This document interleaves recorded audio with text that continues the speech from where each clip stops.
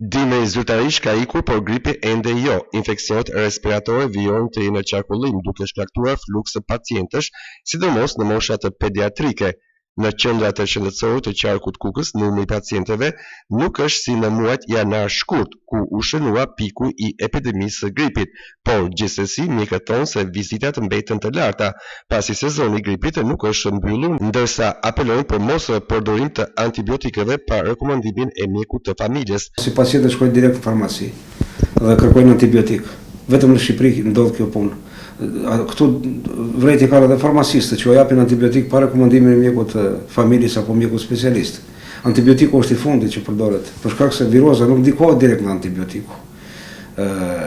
Vetëm kur fillojnë komplikacionet siç mund të kalojnë në bronkit apo në bronkopneumoni, mund të fillohet antibiotiku dhe ky i kufizuar.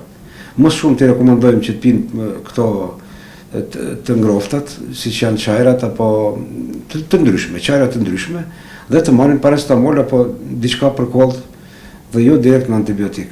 Rekomandojmë që mos rrinë në ambiente të mbyllura ku pihet shumë doan, në disa lokale vazhdojnë pihet doan, dhe përfumatorët apo doan pijesit rekomandojmë së paku ta ulin, pasi një numër i caktuar i cigareve në ditë e shton jashtëzakonisht shumë mundësinë për komplikacione bronkopulmonare.